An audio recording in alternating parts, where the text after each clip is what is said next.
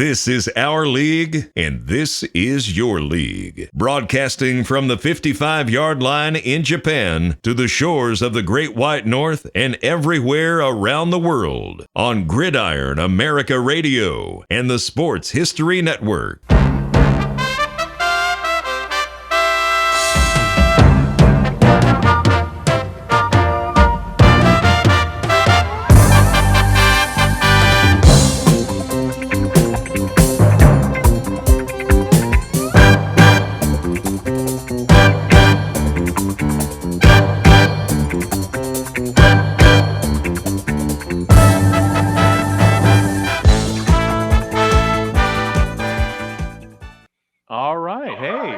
Welcome to From the 55-Yard Line, another beta test, this time with, as you can see, right there, on StreamYard.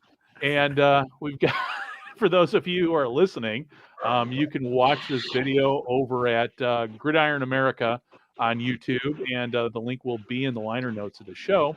So it is, again, last week we had Howie Mooney sitting down with us talking. Well, Howie is back, and Dave and I. And there's a whole discussion that we did not have, and that is CFL free agency. So last week, Howie took a whole bunch of notes that we never got to. So we're going to get to his notes today, and we're going to talk everything free agency and, go from there. Hey, is there an echo? I thought I heard an echo. I heard something on too. My end. Yeah. I heard something too. It sounded like dogs trying to scratch through a door or something. Okay.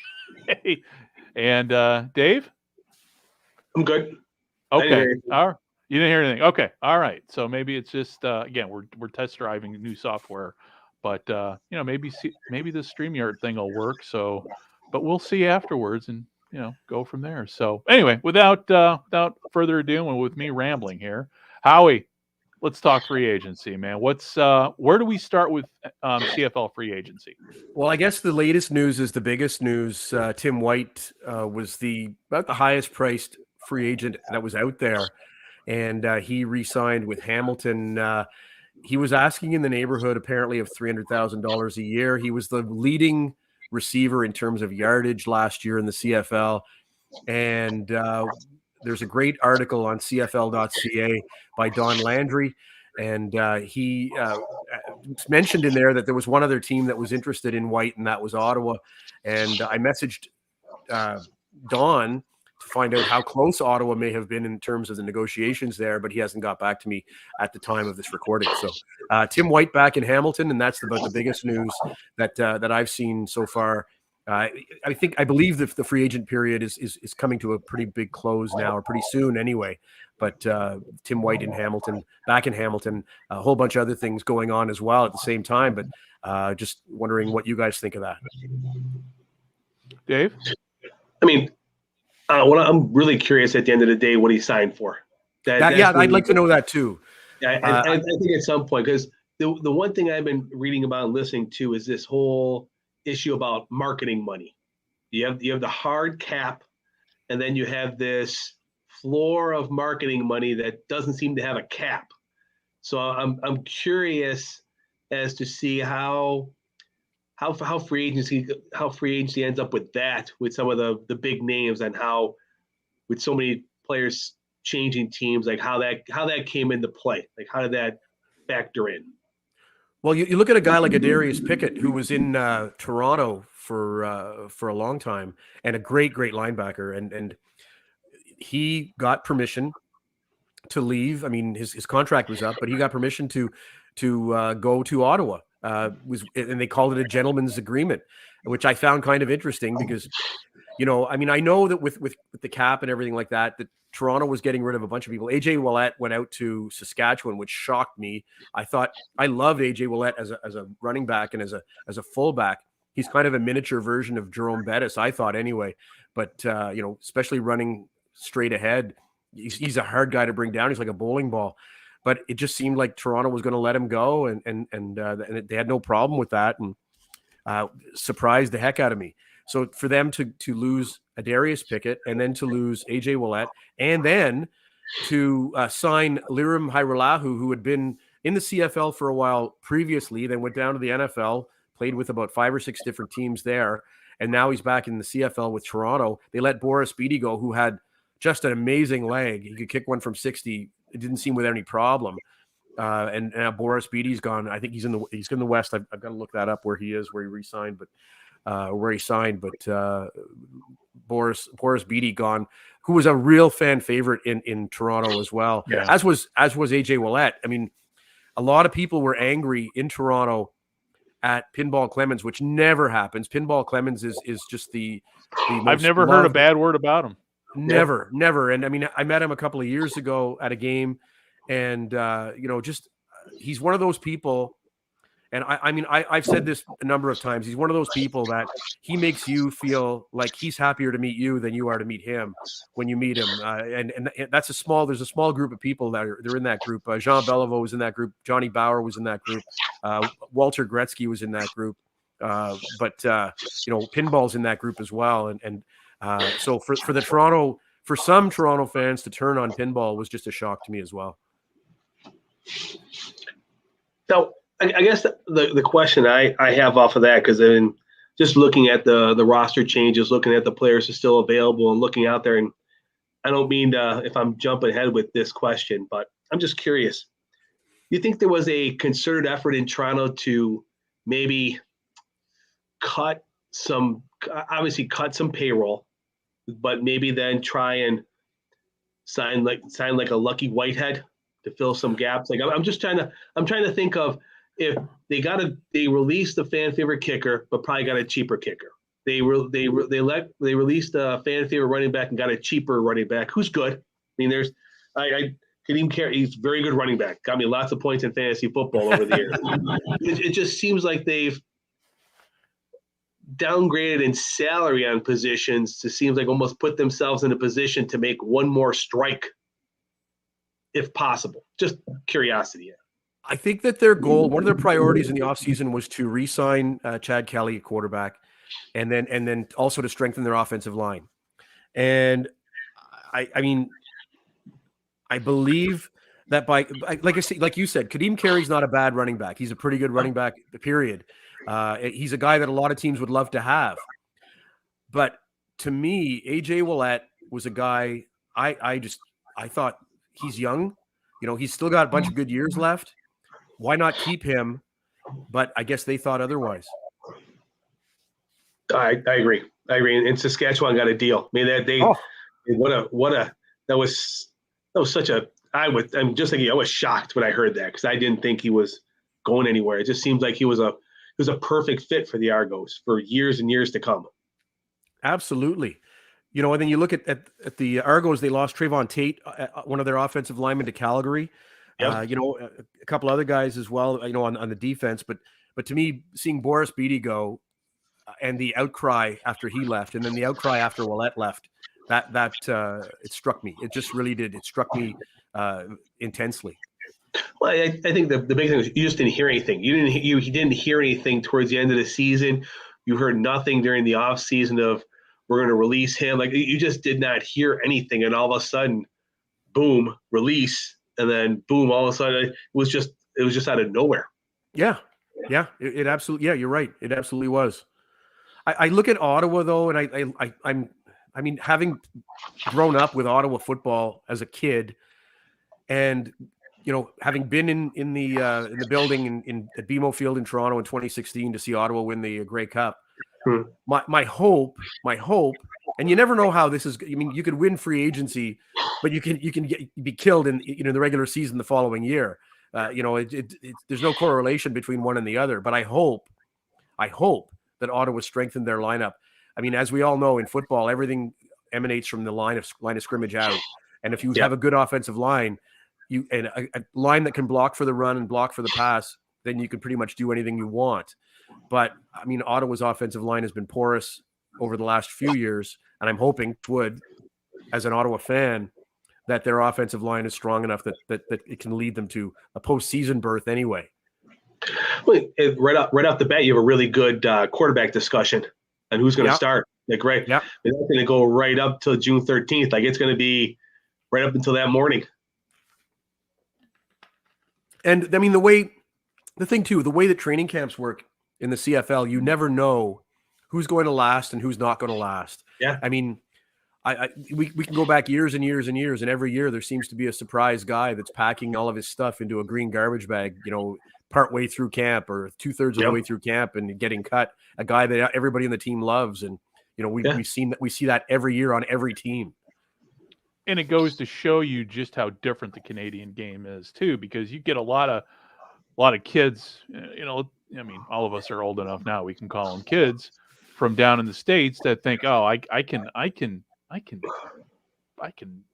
tear up this league," and then they go up and they, for whatever reason, just completely, because it's a completely different game compared to what they're used to playing. And I don't know if it's because the field's wider, longer, 3 downs. I mean, I don't think it's the food. I don't think it's the culture. I don't think it. It's always boggled my mind. When you see that, you see guys that were like can't miss, and I mean, we can go through the list of names that have come up from the States to Canada that have just never made it. So, now, question for Howie. Yes, especially quarterbacks. How long do you think it really takes for a quarterback who's coming from the States, played college football, and then signs or comes up to CFL to really understand the throws, understand the field, the width, and getting that ball outside? It's such a different throw that you see so many quarterbacks just struggle with that, even who have strong arms. It differs per guy. I mean, every guy's different. You look at a guy like your friend who played in Edmonton, a great quarterback. Why am I having a brain cramp now? But anyway, I think of J.C. Watts. When J.C. Watts came up from Oklahoma, J.C. Watts ran the run, the option basically down there in college. He came up and was able to throw. He wanted to prove to everybody that he could throw the ball, and he was able to. At the same time, you had Vince Ferragamo come up, and Vince Ferragamo had taken the LA Rams to the Super Bowl, 2 years or a year and a half earlier. Got to Montreal, could not handle the intricacies of the Canadian game at all. Couldn't handle the wider field. He couldn't handle the 12th man. He couldn't handle the yard off the line of scrimmage. He couldn't handle the motion. None of it ever resonated with him. And he ended up going back to the NFL and playing there. But he just could not get the CFL game whatsoever. Struggled all that 81 season while you had a first year guy in J.C. Watts come up and lead Ottawa to the Grey Cup. And they should have won the game. I mean, we're going back more than 40 years now, and it still resonates. The double interference call on Tony Gabriel, where both guys were penalized at the same time. Never been called before, never been called since. The referee who made the call that penalty, that was his last game working in the CFL. He was kicked upstairs and never seen on a field again. But you talk about that, and it David differs quarterback by quarterback by quarterback. Matt Dunnigan was able to absorb it. Damon Allen was able to absorb it, but a lot of other guys come up and they just can't. And I don't know why that is. I don't want to say it's between the ears, because that's not fair. To be a quarterback at any level, you have to have it between the ears. Right.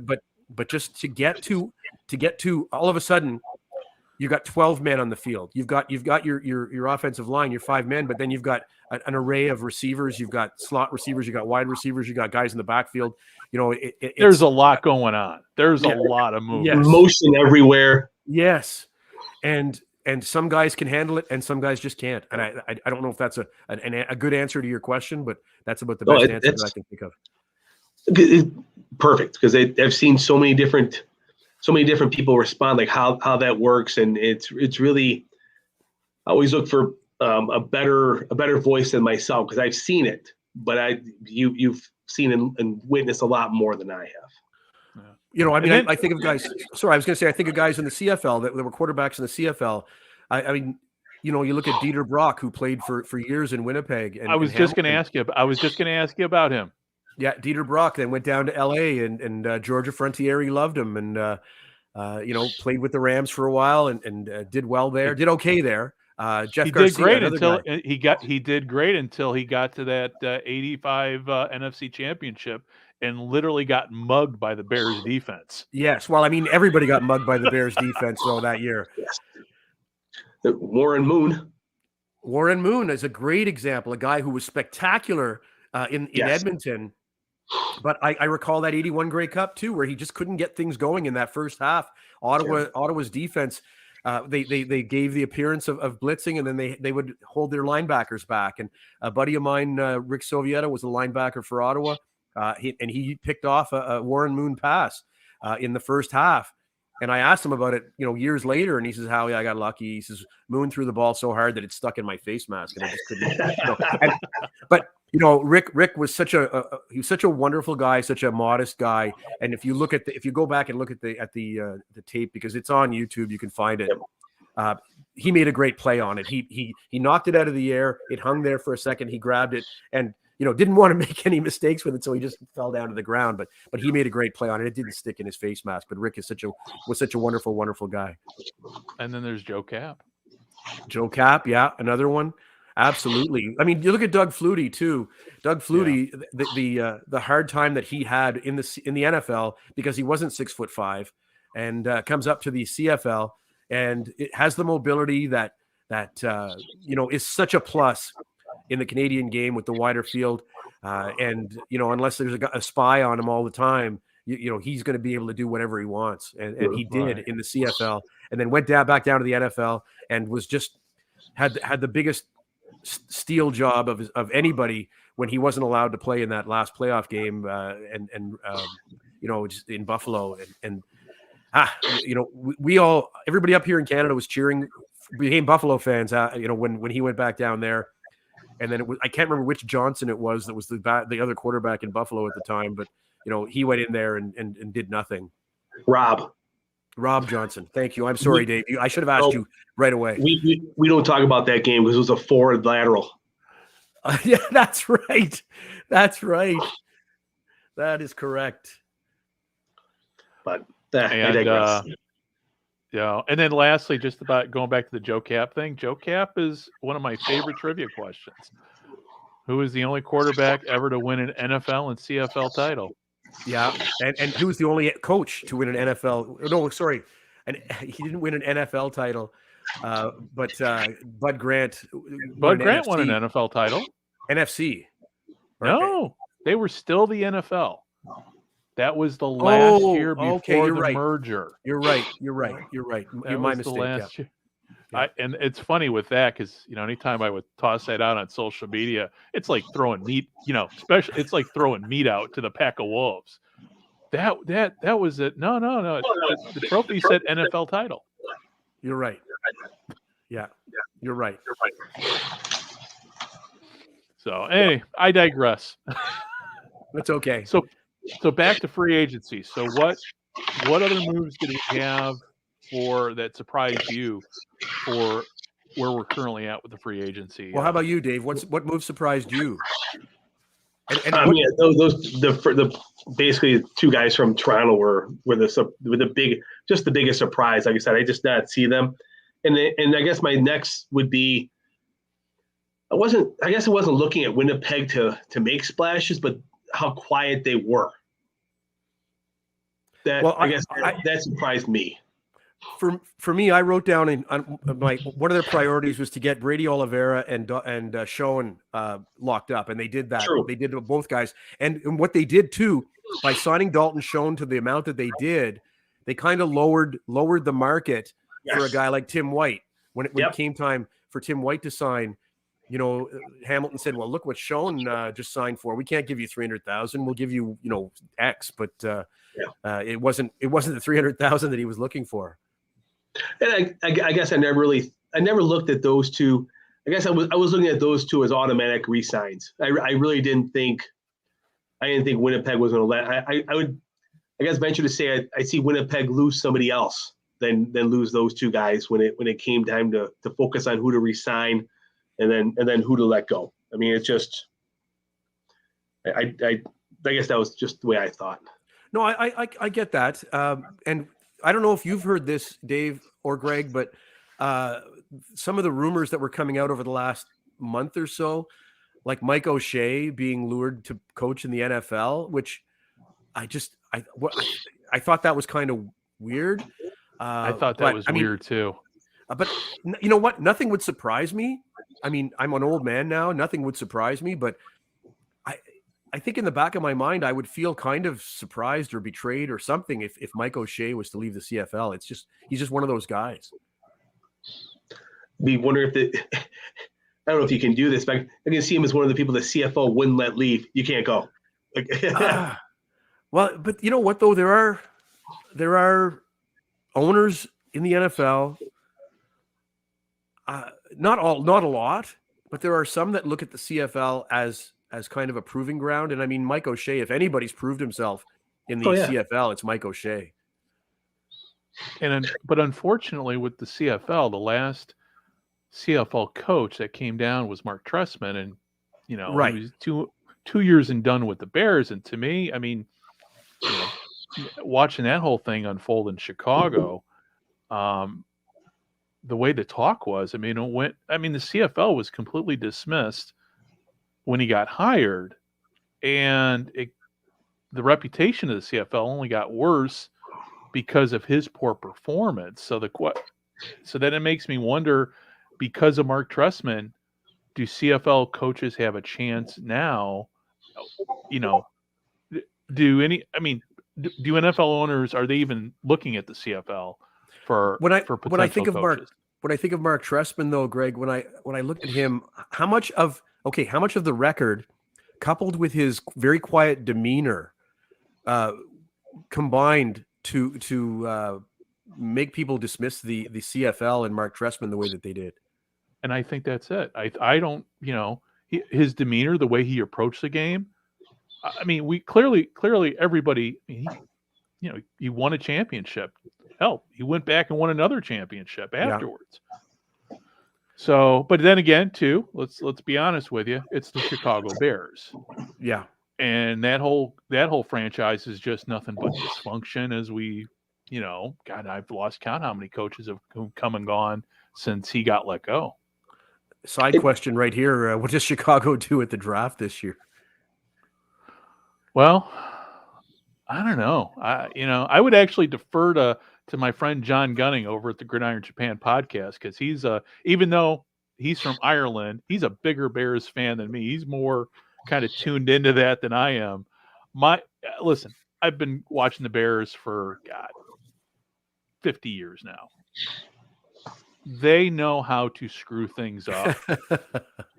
And I'm just expecting that, hell, they traded up for Mitch Trubisky and passed on Patrick Mahomes. That's all you have to know. That's really all you have to know about this franchise. My Cardinals, not much better. Though I still say if Kyler Murray flames out, he's going to the CFL because he's built for the CFL.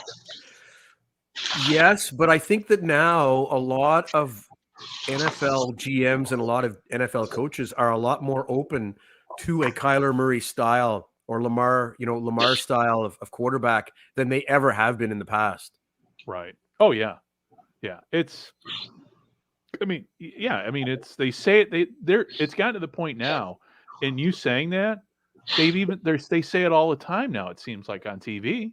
They're always mentioning how the NFL has become much more like the CFL in terms of just the style of play, the wideouts, and there's that. Nobody has a fullback anymore. I mean, you've got really one or two guys pounding the ball, but the fullback's pretty much disappeared. So, but the NFL, their style of play now, it's all, you look at it going, oh yeah, they do.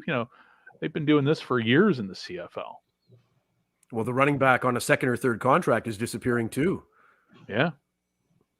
Yeah. You look at Saquon, and Saquon's looking around for a team now, and I don't know what to say. I mean, it's terrible, but the game has changed so much too. And I don't want.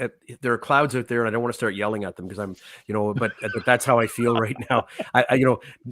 Bemoaning the fact that running backs aren't as important as they used to be. I might as well be an old man yelling at clouds. Yeah. It's okay though. I mean, that era of football that we grew up with, I mean, let's face it, it's gone. But it's probably gone for all the right reasons, because let's face it. You look at the injuries these guys went through, the head, just everything. Guys dying young. Your Dave Duersons.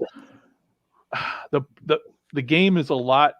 It's still a brutal game, but it's become safer, and at least hopefully these kids are going to live longer because of the fact that the style of play has changed. And I will also jump in and say I think the quality of the athlete is just it's grown leaps and bounds. Like it's running back committee now because you need that fresh running back on every single play. You can't ride a Walter Payton for 35 carries a game or Otis Anderson or name that running back who'd get 35 carries a game. It just doesn't. You want 10, 12 rushes, 15, next guy up, and just keep rotating players in because that's how thin the margin of error now is in the NFL. But then you'll hear individual guys saying, "I need to touch the ball 20 times a game in order to feel like I'm in the game." Yep. Yeah. And Barry Sanders is my guy, by the way. Yeah, went through a whole season, went through a couple seasons with Stephon Diggs here in Buffalo. Yeah. He wants somebody and give it to him. Like he is a great wide receiver, and I can understand when you have a lot of weapons and you have Josh Allen who's going to run 10, 15 times a game. That's 10 or 15 less passes. So it's understand completely. And he just came out the other day and said he wanted to retire as a Bill. So that was nice to hear him say. But it's just changed. It's not the style of going back, and I'm going to date myself here with Jim Kelly, Thurman Thomas, and Andre Reed. Those are the three pegs of the Bills' offense for a decade. And then you have you wheel in James Lofton or a Don Beebe here and there, and you get changeable tight ends. But those three guys were there the entire time. Yeah. It's just and Dave, it's funny because you mentioned that used to be the standard thing is for a team to have a three-headed monster.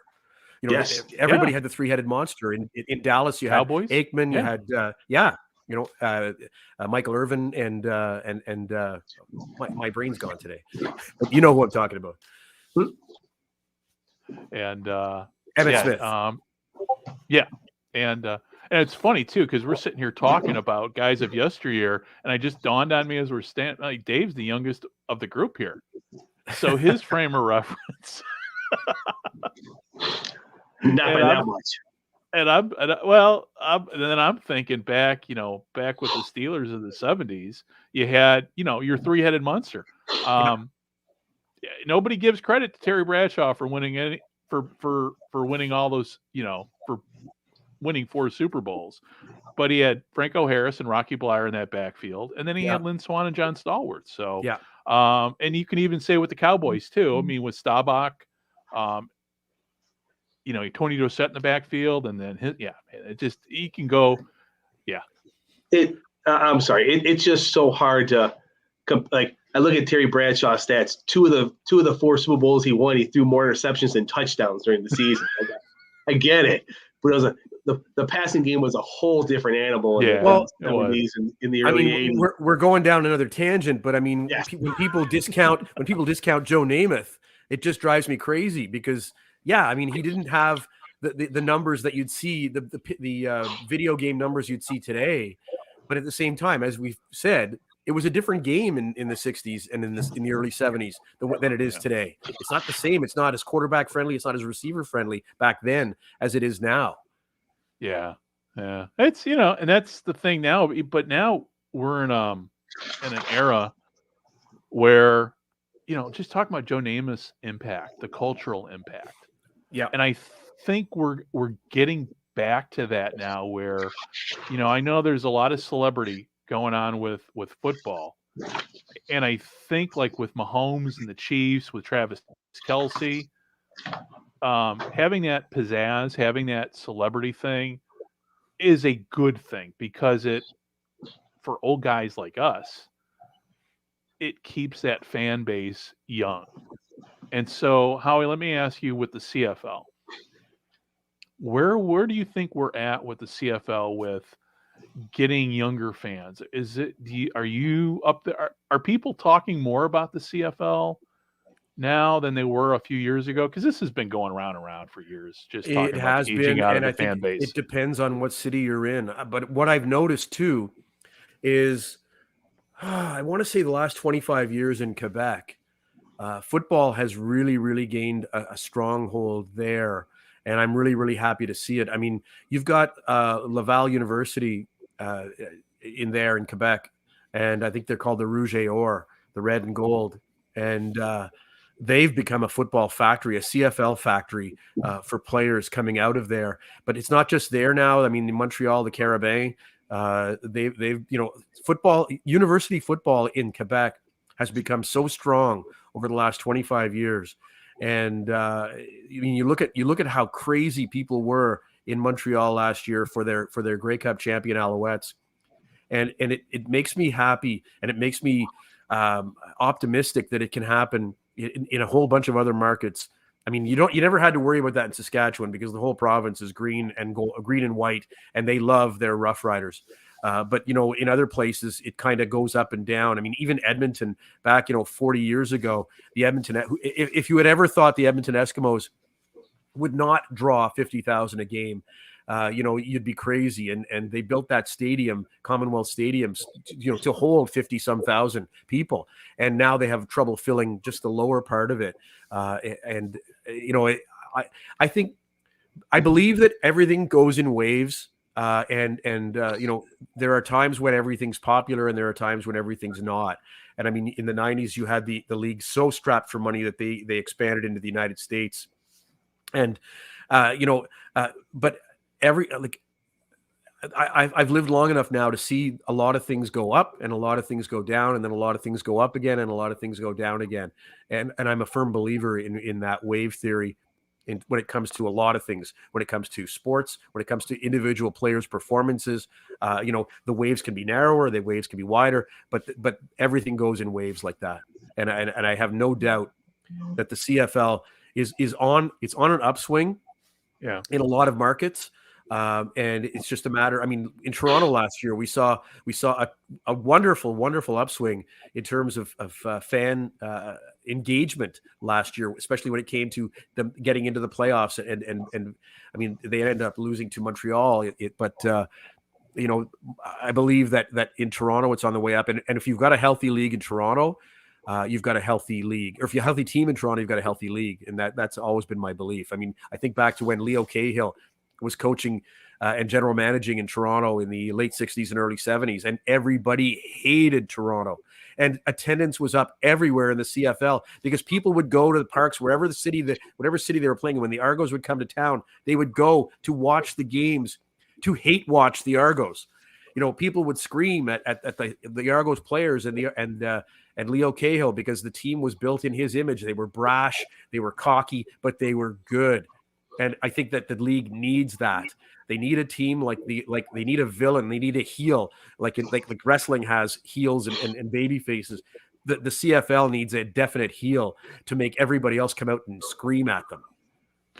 And with the Grey Cup being in Vancouver this year, that's a perfect opportunity. I mean, that's another thing too that I don't think people are really talking about yet, but the opportunity there, because I mean, traditionally, the Grey Cup usually, to me, I mean,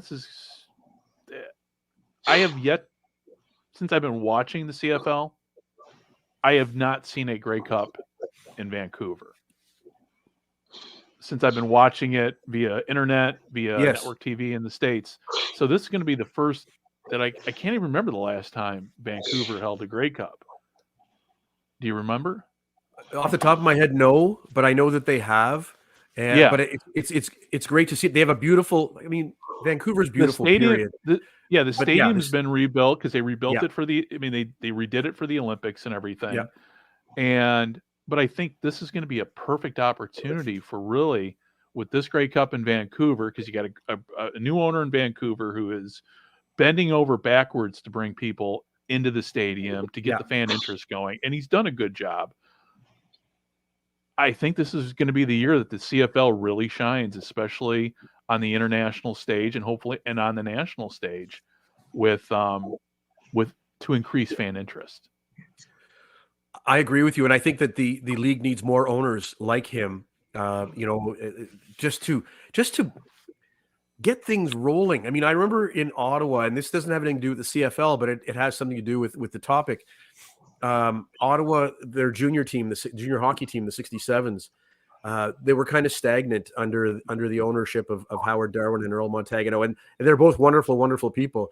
But their idea of marketing was games on Sunday night at 7, be there, and that was it. And then Jeff Hunt came in and just started blowing the doors off marketing wise. And all of a sudden, you had the place, the arena was full again, with 5-figure attendances. And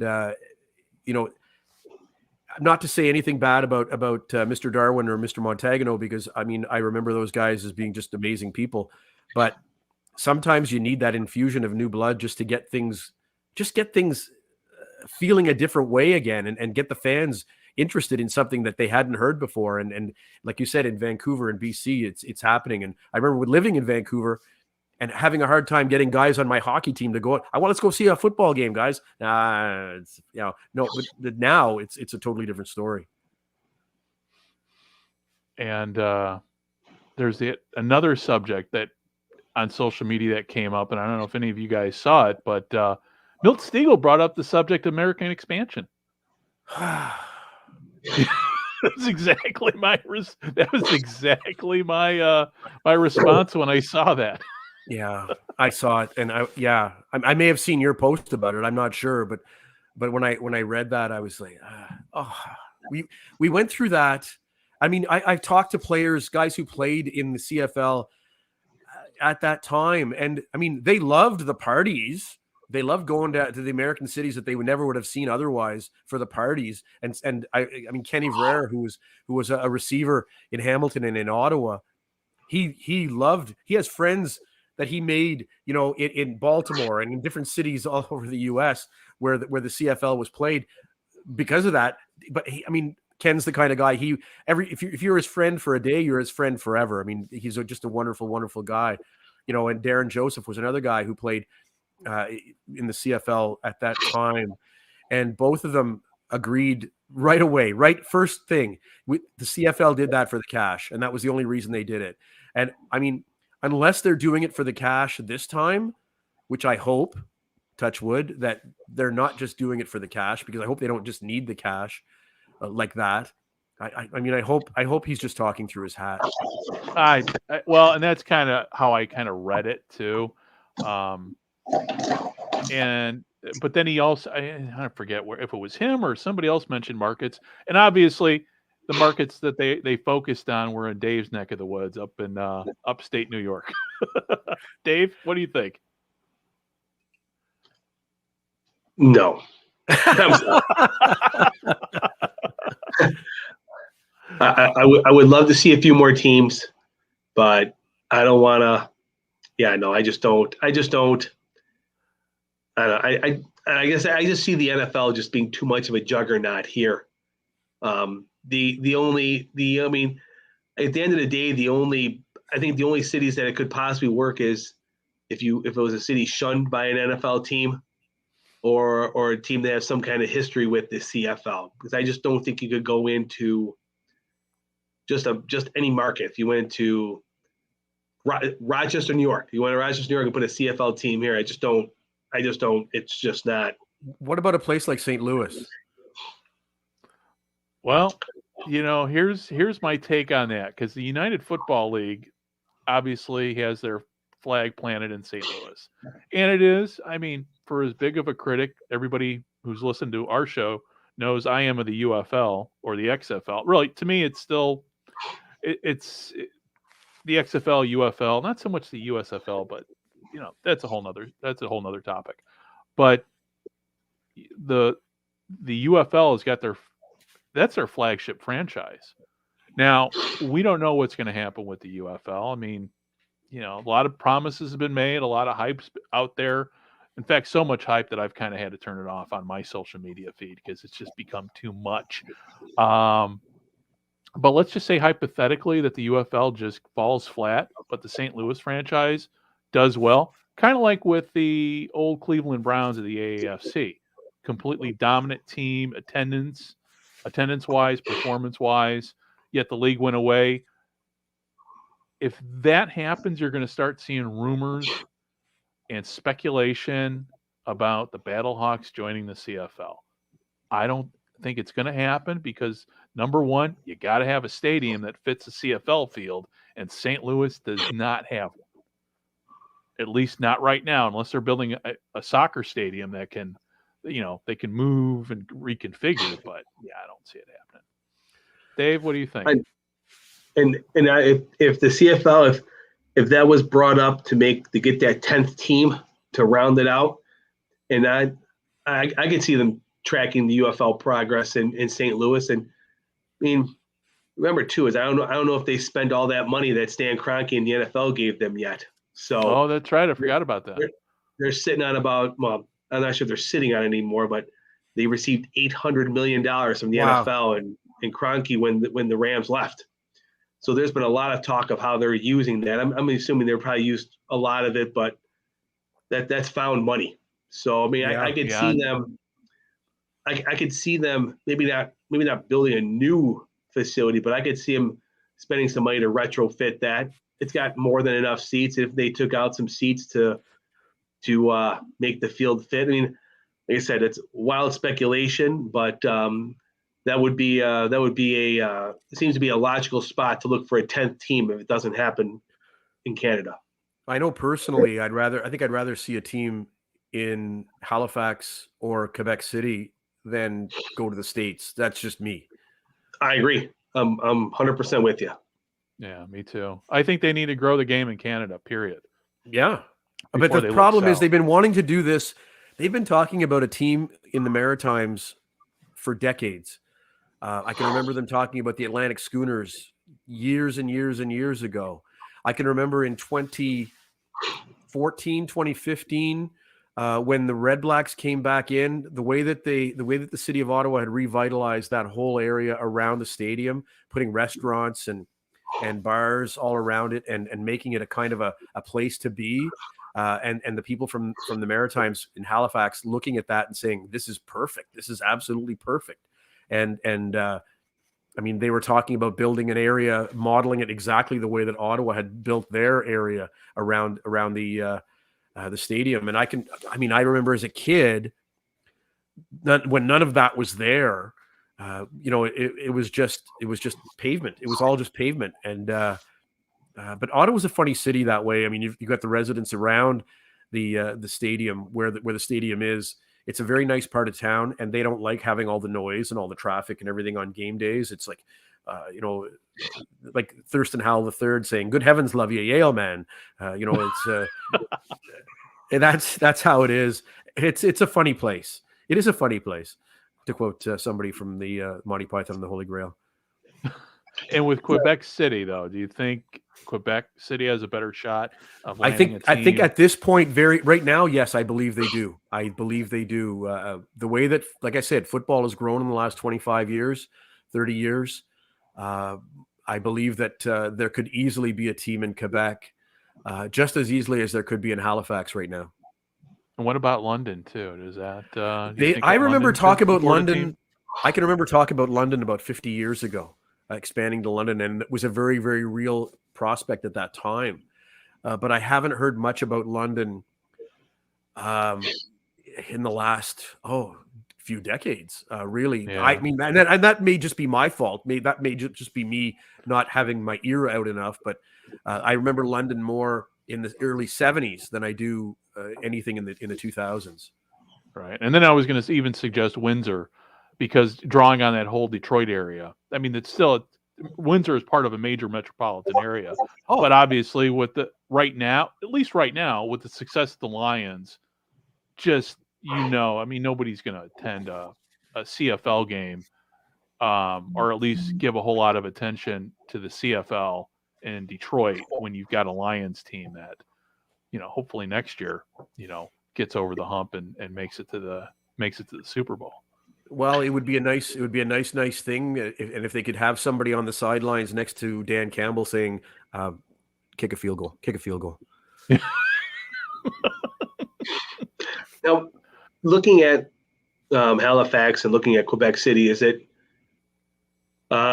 ownership and facilities. Is there any? I know they want to set up the stands in Halifax and do some things like that. But is it really whatever? If it's one of those two cities, it's getting it all. It's getting a stadium built, getting an owner. I think it's a very, very similar situation to baseball in Montreal again.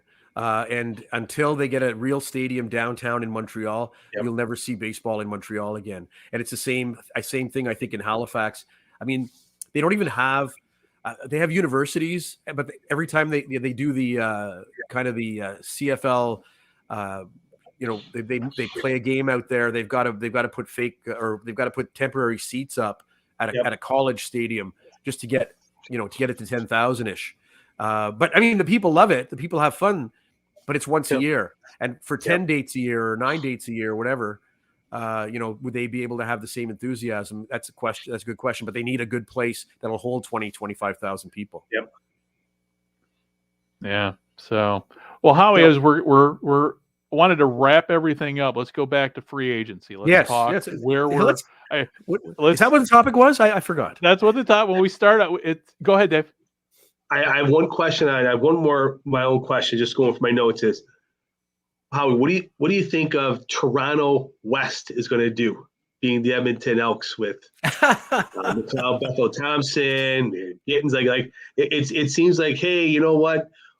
If you're from Toronto and you live in Edmonton, we have your favorite Argos playing this year. One of the best kick returners in the league, Javon Leake, who played for the Argos last year, is out in Edmonton now. Boris Beatty, who has a 65-yard leg easily, is out in Edmonton now. It's like I personally, having grown up with Edmonton being this juggernaut that was unbeatable when I was younger, I would love to see Edmonton regain that again, and I would love to see the fans of Edmonton just develop that enthusiasm again. I mean, Jed Roberts is a guy who played at Edmonton for 13 years, and I had him on the Sports Lunatics show in 2023, and just an amazing guy. And from everything, I mean, just talking to him for 45 minutes, it got me fired up about Edmonton football. I would love to see Edmonton football revived and have a resurgence in 2024, make the playoffs and do some damage. I'd love to see it. And see that stadium packed. Oh, absolutely, yes. If not packed, at least packed up to a certain level so that the TV cameras don't see empty seats when the ball's being thrown or kicked or something like that. Yeah. Well, it's just wild looking at free agency. And I'm like, Eugene Lewis might not even be considered their number one receiver anymore. Well, how old is he now? Well, yeah, that plays into it as well. But it just seems like he's 30. It feels like he's been around the CFL forever. It just feels like that. But I mean, there's a lot of guys like that too that I've been watching them, and I feel like I've been watching them since I was 9 years old, but I haven't really. It's just the pandemic. The pandemic feels like it added 10 years to everybody. You're right. You're absolutely right. It feels like it added. I saw something came up in my Facebook memories today, and it's me sitting behind a desk of the Ultimate Sports Quiz, and I said, "Oh my God." First of all, my tie looks like something Jerry Seinfeld would have worn in 1992. But it feels like we've all grown old in a hurry. Yeah, well, it's physically yes, but mentally, nah. We're all. No, you're absolutely right. We're all. Something we were talking about last week, all being 12 years old again. I brought that up today when I was getting the staples removed from my hip. With the nurses that were there, and one of the nurses looked at me and said, "That's a wonderful way to look at things." I said, "Yeah, let's all be 12 years old again." I tell you what, man. I live in Japan. Japan is growing old, so when we go out. I mean, my wife and I, we're still young compared to, this country's aging quickly, and it's doing it, but that's what the great thing about sports is. It keeps us, forever young. And I know the Mexican league, the LFA, is starting play here very shortly, and I'm geared up like a 10-year-old for this league because this is the first, at least for me personally. This is the first spring where my head's not spinning like atop, where I'm not stressing out about life, or I'm not stressing out about a lot of things. I'm settled in Japan. I can focus in on the spring game. I know last year, Dave and I, that's how Dave and I got to be good friends, is doing our little XFL show covering the media.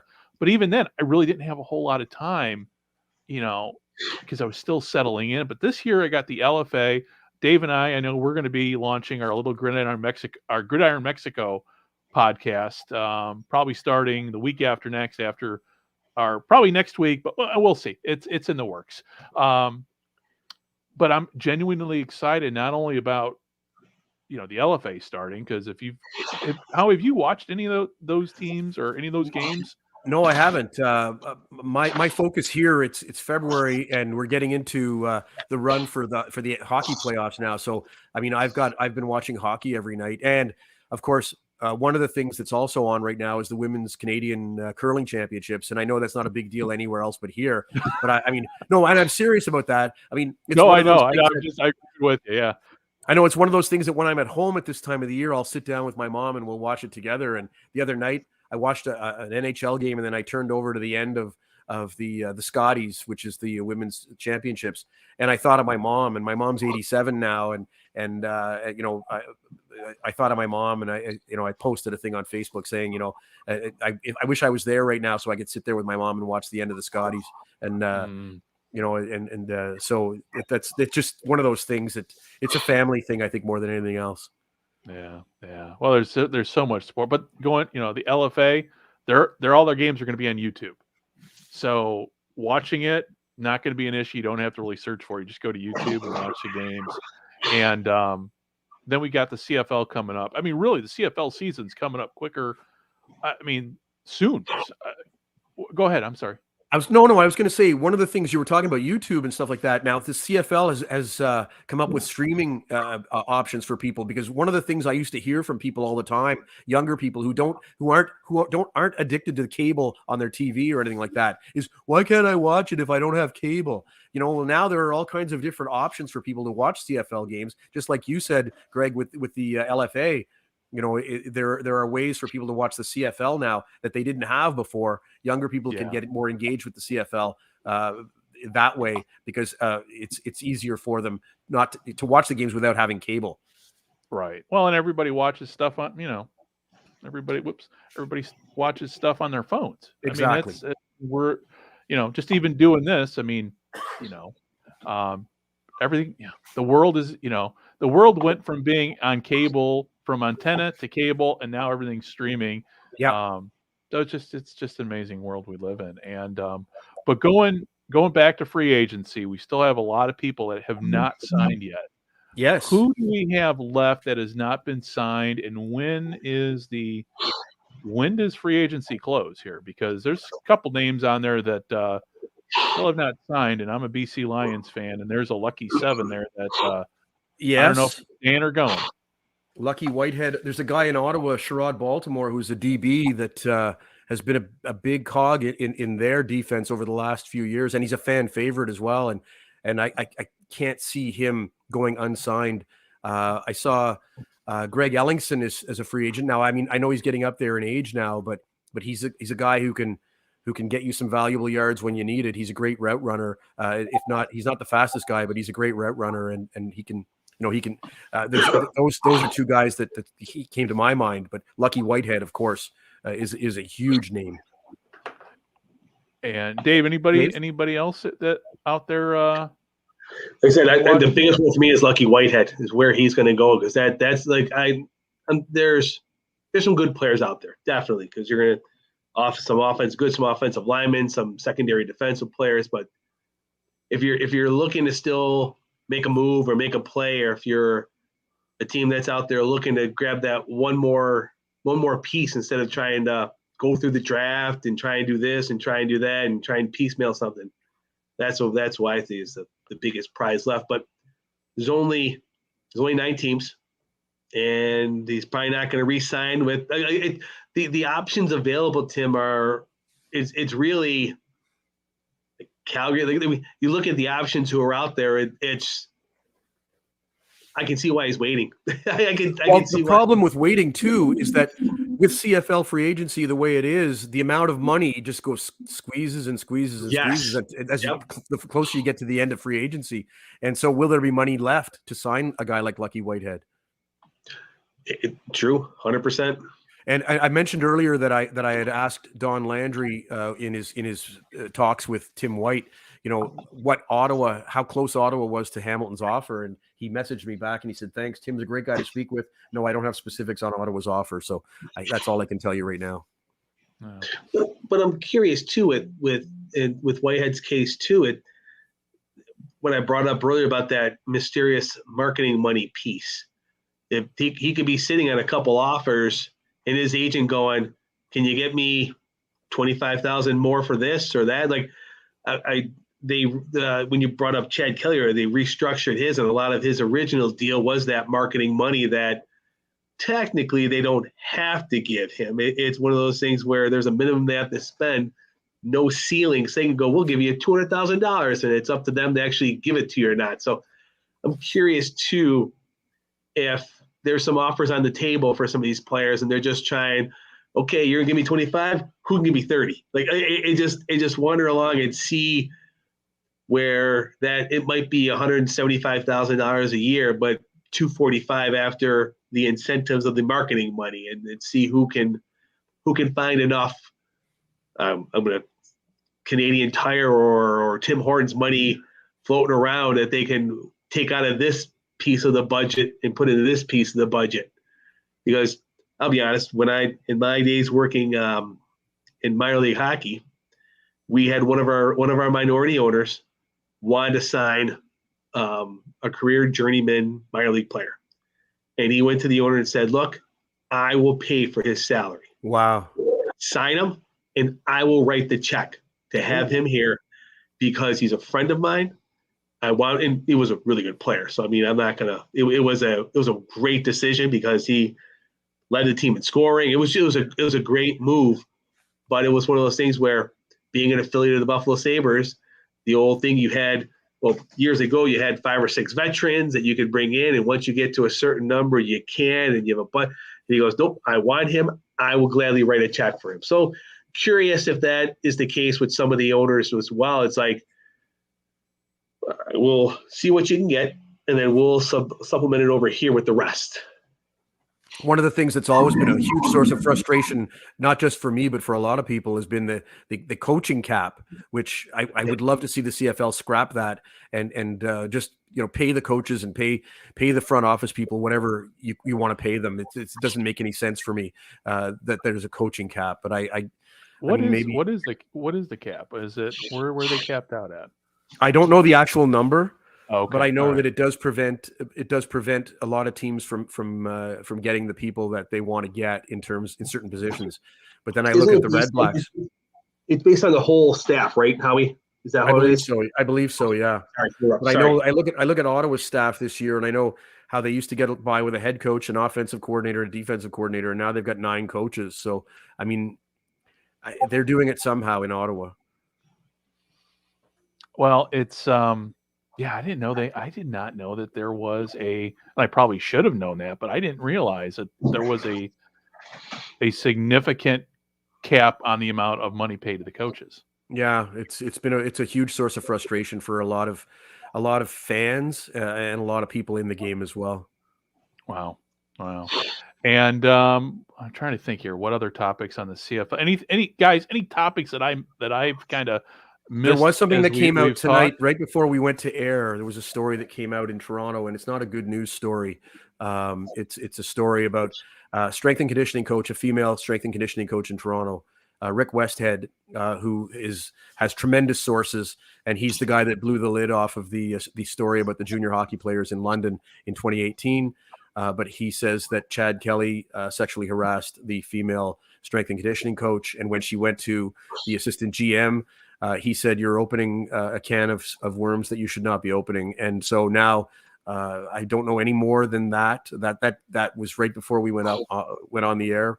But I'm sure we'll hear more of that in the future. Yeah, and that's not good. I mean, that's just not good. No, it's just not good. And Dave, anything else that I Any other CFL topics before we get off air here?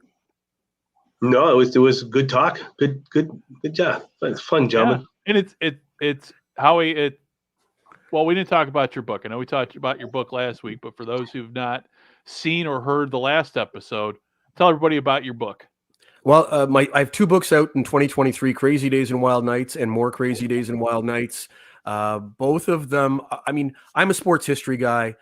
The stories in the books are sports history, but they have a twist in them. And usually in most of the stories that I've in both books, there's something unforeseen, unplanned for that happens that forces the principals in the stories to have to deal with them for a period of time, possibly the rest of their career or the rest of their lives in some cases. Some of the stories are sad. Some of the stories are violent. Some of the stories are hilarious. But they are stories that what people tell me, they're loving the stories that they're reading. This week, I've had a number of people message me through social media saying, how can I get a signed copy? I sent out a copy to South Carolina the other day.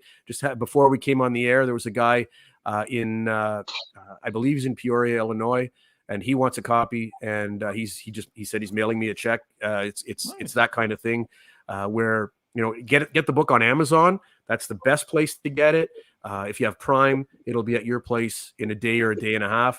But if you want to message me on social media, if you want a signed copy, we can figure out a way to get you a copy as well.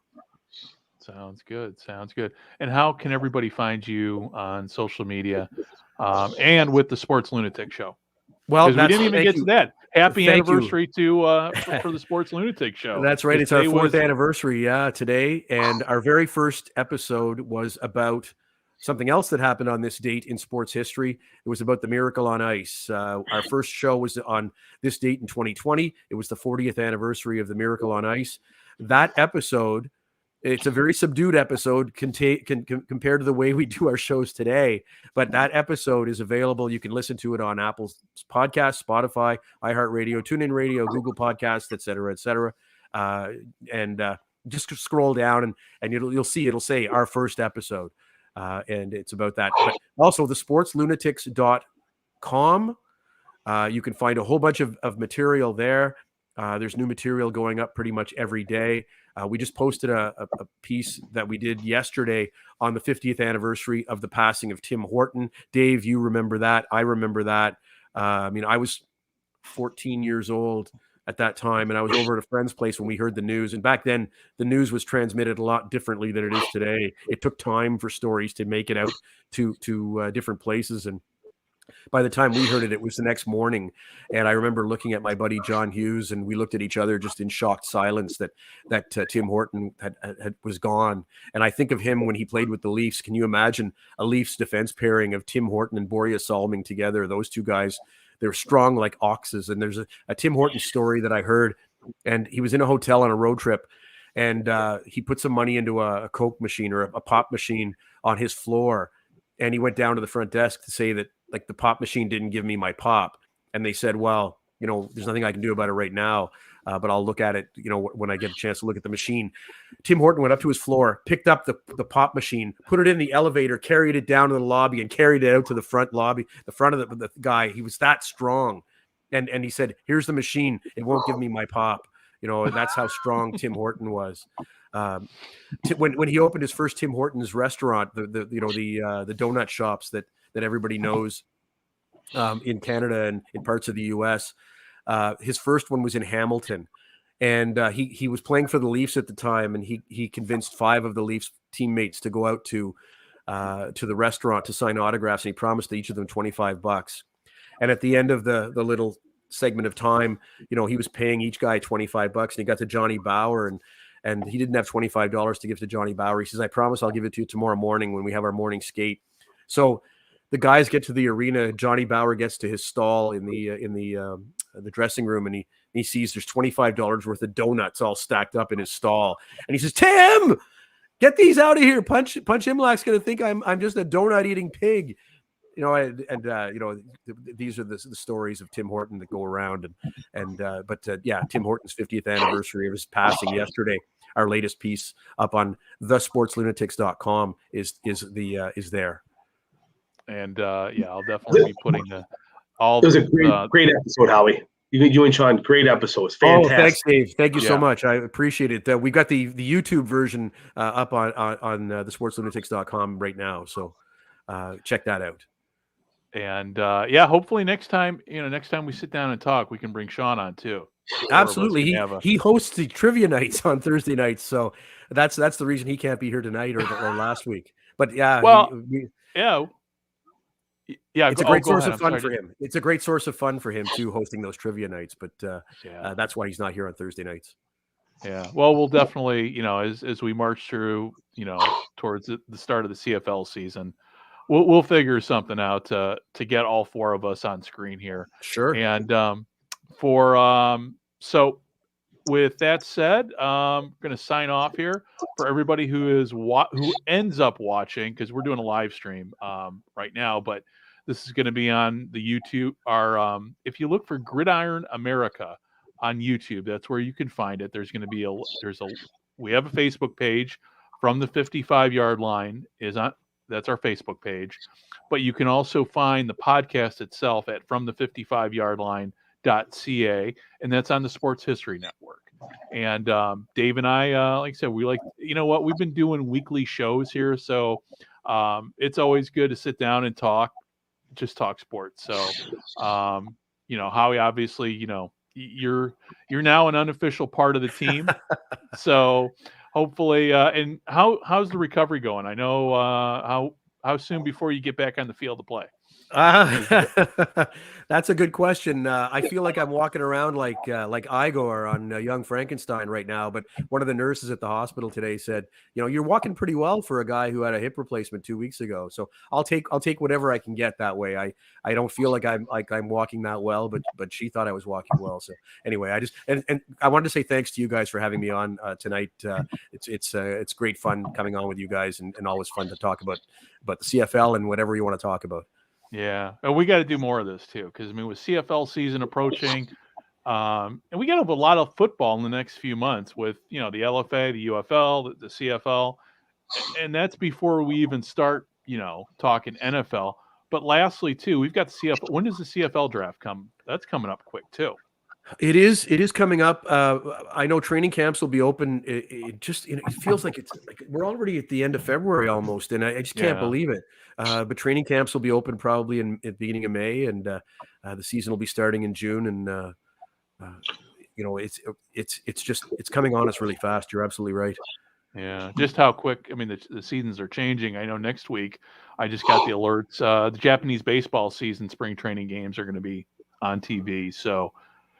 Yeah, it's quickly going from winter into spring here, so it's gonna be a fun spring, I think. It just got reported today. It got reported today that Hyunjin Ryu, who was pitching for the Toronto Blue Jays for the last few years, has signed with a team in the KBO, the Korean baseball organization. So, he's going to be there. The richest deal ever, wasn't it? Like he got paid a lot of money to go back. I'm not surprised. Yeah, a guy of his stature, and he could still pitch in Major League Baseball. So, for him to be able to go back there, it's good for him and good for the league. I hope they can recoup all that. Well, it's funny because the Koreans have got to keep pace with the Japanese when it comes to baseball, because last year in the World Baseball Classic, Korea lost to Japan yet again. So there's a lot of national pride that goes on with baseball on this side of the world. And, Dave and I remember last year, Dave and I were sitting down we were basically watching the World Baseball Classic together and watching Japan,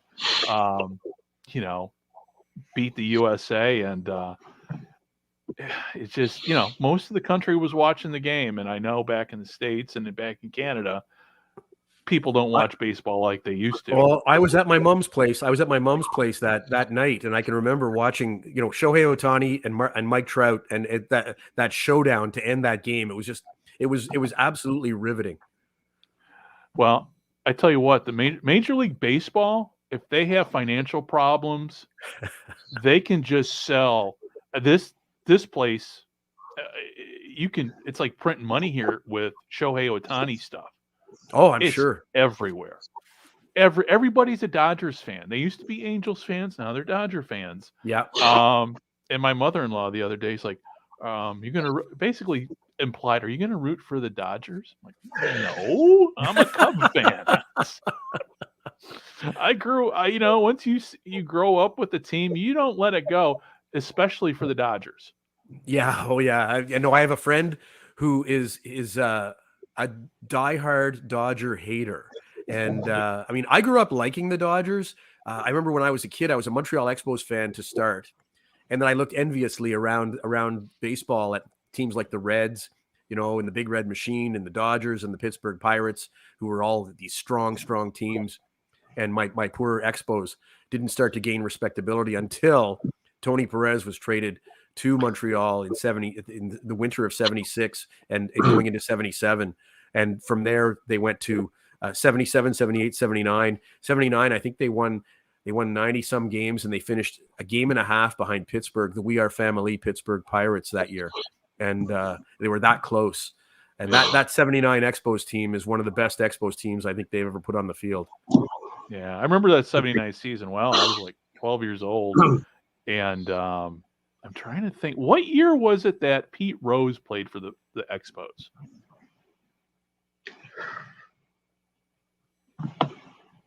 Howie, are you there? I'm here. Oh, okay. Were you able to hear that? He got his 4,000th hit as a member of the Expos. No, I didn't hear it. We had a glitch a glitch in the matrix here. I believe it was 1980. But yeah, Pete Rose got his 4,000th hit as a Montreal Expo. Okay, yeah, because I remember he had basically, or did he play in '84? Now that I'm thinking about it, it was '84 with the Expos. Yeah, you're right. It was '84. And the reason why.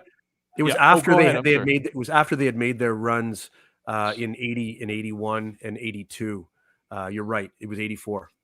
Because my most memorable Montreal Expos moment, and there's it's a limited selection, is really of one. I was at Wrigley Field with my dad. It was my birthday. It was a present for my birthday, and that was the year the Cubs won the division.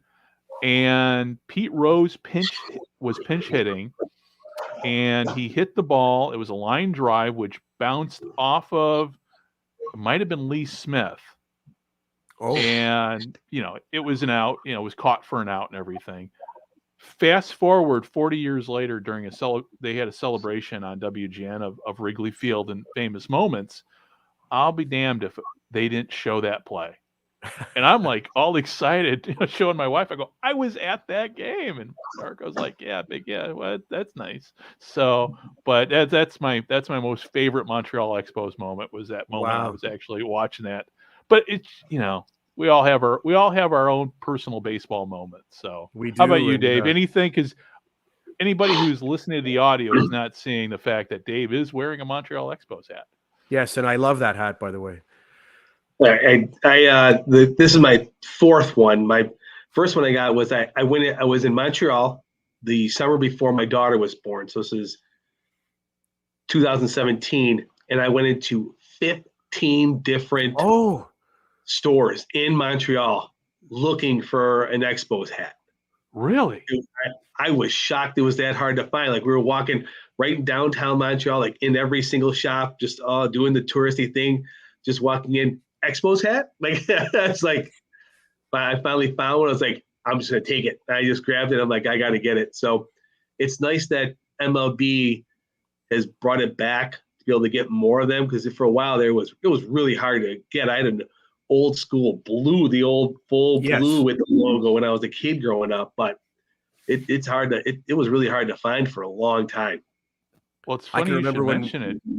I remember when we were kids, when the Expos came in '69, there was a grocery store that was Montreal based. It was called Steinberg's, and we had one in Ottawa, not far from where we lived. And my mom would do her groceries there every Friday night. And we demanded that she go to Steinberg's because they had all the Expos merchandise. Well, they didn't have a lot, but you could get the plastic batting helmets, the souvenir batting helmets. And I remember seeing somebody with the shiny blue Expos jacket, and I thought, yeah, that in 1969, 1970, that was something that was like having the precious, the ring, the precious, precious. Well, it's funny, you're talking about looking high and low for Expos merchandise. When we were in Montreal last year, it was right before we went to Canada. We spent 7 days in Canada before we hopped on a plane and moved over here.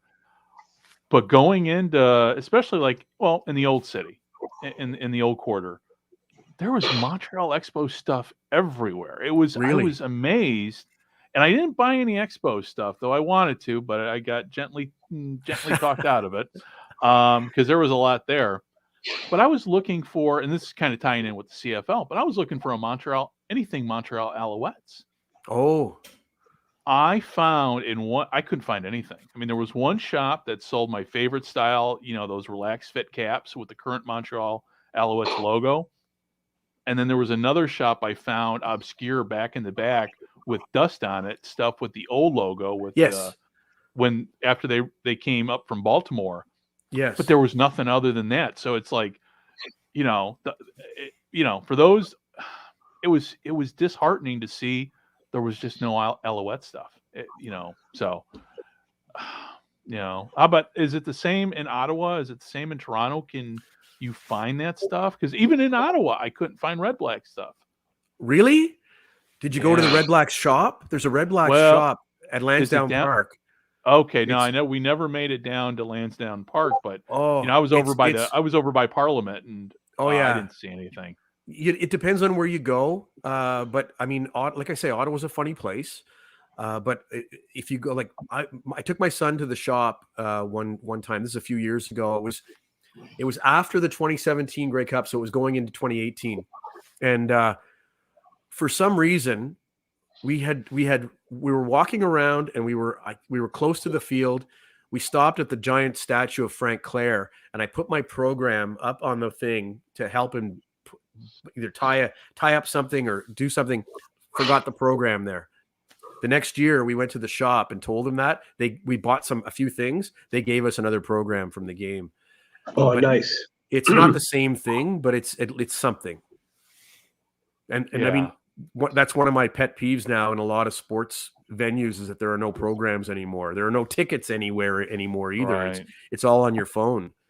Yeah. And the CFL has really never done a great job of marketing itself, which has always been frustrating. And I know it's frustrating, up there, and just as frustrating for people living outside of Canada, just to get the swag. I mean, I don't have. I mean, I'd love to have a ton of CFL stuff. I mean, in the back, I've got a ton of CFL mini helmets. Yes, but those were all purchased. Those all came from the States. But yeah, it's just frustrating as a CFL fan that and that'll probably be a topic for another show that we do, is just the way the CFL obviously needs to get into the third century getting it to the third decade of the 21st century, or into the 21st century would be good too. Yeah, just something to market it and get the younger fans excited about it, including maybe a CFL add-on for man football, something. Yeah, but, I mean, I bought tickets for a Red Blacks game through the website back in 2014, and I get emails all the time still, and they still send me emails for when the Red Blacks are having their team equipment sale, because they can't use equipment from one year to the next. It just loses it. So I have a Red Blacks helmet. I have a couple of practice jerseys as well that I bought one time when my son and I were there in Ottawa on the day of the sale, and we lined up, and by the time we got into the room to get stuff, there wasn't much left. But we got, like I said, we got a helmet and a couple of practice jerseys, and I mean, it doesn't matter to me who they are. It's just the fact that they've got the CFL logo on the yoke, right. And and the Red Blacks helmet is a real Red Blacks helmet. Nigel Romick wore it in 2015. So, I mean, that's all that matters to me. Yeah, I know when I was in Quebec City in 2002, there was a lot of shops sold a lot of NFL stuff, and this was right after the Alouettes, I think, won the Grey Cup that year, and I found one Alouettes jersey. That was it. So I've never been a fan of the Alouettes new logos. I mean, from I don't know, 2000 on. I mean, but the thing is, I have a memory that goes back to the 60s of the Alouettes, and when they wore red jerseys with similar to the Philadelphia Eagles, except it was a red leaf on the white helmet, and or red wing, sorry, on the white helmet. And then they went to a green jersey with a stylized A that was a bird's head, and then just from there, then they had the triangle with the MA on it, and it just go back to all that. And I found those are a lot more imaginative, or a lot more, I guess, magnetic or compelling than the new stuff is, to me anyway. Yeah. Yeah. Well, it's much like, with the Tampa Bay Buccaneers, Dave, every now and then when we do a podcast, Dave will pop up with his creamsicle Buccaneers hat with the old logo. And rightly so. Yeah, that's the way that's whether, I love the old logos, love the old school. Some of the, like right now with Toronto, they've gone to the light blue is kind of their primary color. Yeah. That's a great look. Personally, I would love to see them go back to the 70s, the 1971 Joe Theismann style jersey, the dark blue with the white numbers and the light blue and white stripes on the arm. That to me was the most beautiful Toronto Argonaut uniform that ever was. Well, on that note, we will wrap up the fashion segment of our podcast. And listen, everybody who's tuning in, and if you're watching this on YouTube, thank you very much for stopping by to give us a watch. And we're going to be I think a couple things here as we're wrapping up here. Number one, no blue screen of death. So this seemed to work well. Second of all, we've got all three of us here in the screen, which I did not have using Zoom on the last one that we did. So I think StreamYard might be the keeper here, and unless I see anything different, because doing these video things, everybody's been doing them, and people have been saying to me, "Hey, you got to do the video. You got to do the video. You got to do the video." Well, I think this might be the route to go, because it's simple. I can put a logo. Let's see, right up there. I can put the logo right up there where the duck is, and that's all I really need to do. Now I just need to figure out how to do a nice fancy intro like some of these other guys do with their video cast, and I think we will be set. So part of the learning curve. So I'm actually farther along in this learning how to do this video stuff than I thought I would be about 2 weeks ago. So all right, with all that said, hey, thank you very much for everybody who is listening and watching, and we will be back next week. Don't know what our topic's going to be. Hopefully we'll have – our plan is to bring Fran back to do Around the League segment. And, everybody, and Howie, we'll be talking more CFL football here as we kind of go along, because especially after the draft. Once after the draft, I know we're definitely going to be doing a post-draft show. So – okay, well, with all that said, on my part, thank you very much for tuning in, and we will be talking to you and seeing you very, very soon. Bye-bye.